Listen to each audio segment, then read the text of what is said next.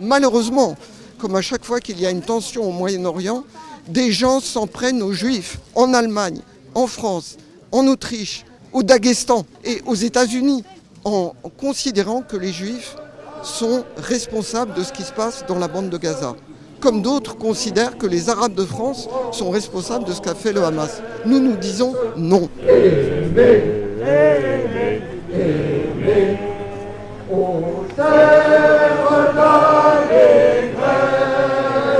Aujourd'hui, pour la 10e année consécutive, nous commémorons, nous pleurons les victimes de tous les génocides et nous appelons à la lutte contre l'extrême droite antisémite et contre ceux qui, à gauche, seraient tachés par l'antisémitisme, parce que nous combattons l'antisémitisme d'où qu'il vienne. Nous sommes des gens de gauche, mais nous combattons partout.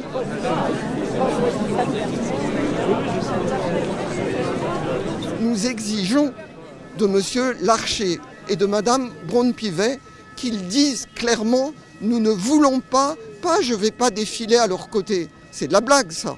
Qu'ils disent « le Rassemblement national n'a pas sa place dans cette manifestation ». Si le Rassemblement national veut faire quelque chose contre l'antisémitisme, je vais lui donner un conseil pour une fois, c'est qu'il reste à la maison, qu'il se taise, qu'il présente des excuses aux Juifs qu'il a insultés pendant des dizaines d'années.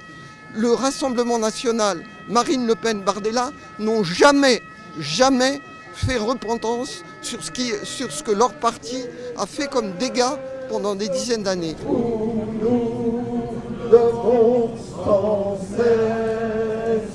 J'ai un message tout simple et pourtant si compliqué, j'ai l'impression, aujourd'hui, à vous passer.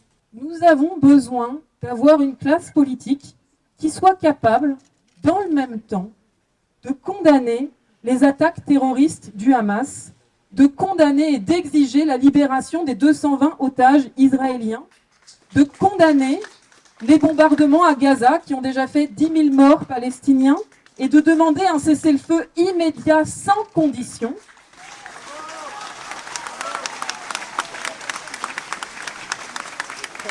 Nous avons besoin d'avoir une classe politique qui soit capable, dans le même temps, de condamner l'antisémitisme et aussi de condamner tous les racismes et de pointer les responsabilités écrasantes de l'extrême droite en continuant à organiser une digue et une barrière républicaine vis-à-vis de l'extrême droite.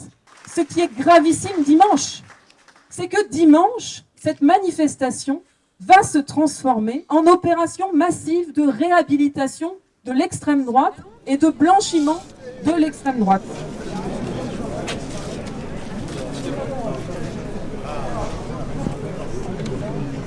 Quand Jordan Bardella dit que Jean-Marie Le Pen n'était pas antisémite, ça peut sembler une erreur, mais je ne suis pas certaine que ce le soit. Je pense que c'est vraiment l'idée de vraiment détacher dans l'esprit de la mémoire, de créer une sorte de confusion pour que, mince, c'est tellement loin qu'on ne sait plus trop. On ne sait plus trop. Et c'est pour ça que c'est très important que nous soyons ici ce soir. C'est très important que les associations fassent ce travail de mémoire. Parce qu'il ne faut jamais oublier que dans ce regard qui voit derrière l'autre d'abord un juif ou d'abord un musulman, d'abord un étranger, se niche la violence. Les êtres humains sont capables d'une violence sans nom. Et des fois, quand on voit cette violence à la télévision, quand on voit qu'elle est très loin, on a tendance à penser que non, mais nous, chez nous, les Français, ça peut pas exister. Ben si, ça existait. La première rafle de juifs à Paris a eu lieu ici, précisément. Donc la nécessité de toujours avoir ces anticorps-là est très importante. Et c'est très...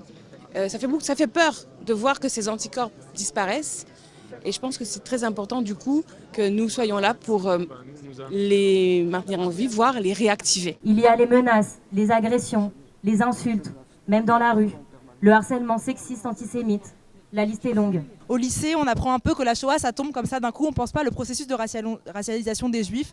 Comment est-ce que la Shoah est arrivée alors qu'il y a eu énormément de pogroms, de persécutions, etc. Et on ne comprend pas que la racialisation des Juifs, vraiment en tant que racisme, arrive au XVe siècle, au moment de l'Inquisition en Espagne. Un racisme qui fonctionne par association des Juifs au pouvoir et qui est donc qui a une constitution génocidaire en fait. Et c'est hyper important de le rappeler aujourd'hui, notamment parce que il y a des comparaisons qui sont faites extrêmement souvent entre d'autres événements mondiaux et la Shoah, avec à l'intérieur une euphémisation permanente de la Shoah, une euphémisation de l'horreur de la Shoah, et également avec l'idée qu'il n'y aurait plus d'antisémitisme aujourd'hui. Alors que l'antisémitisme est encore très très fort, et d'ailleurs il fonctionne bien en fait avec d'autres racismes, notamment l'islamophobie, etc. Et donc c'est important de penser tous ces processus de racialisation en même temps, ensemble aujourd'hui, articulés aussi aux questions de sexisme et d'antiféminisme pour qu'on puisse en prendre le monde social. Je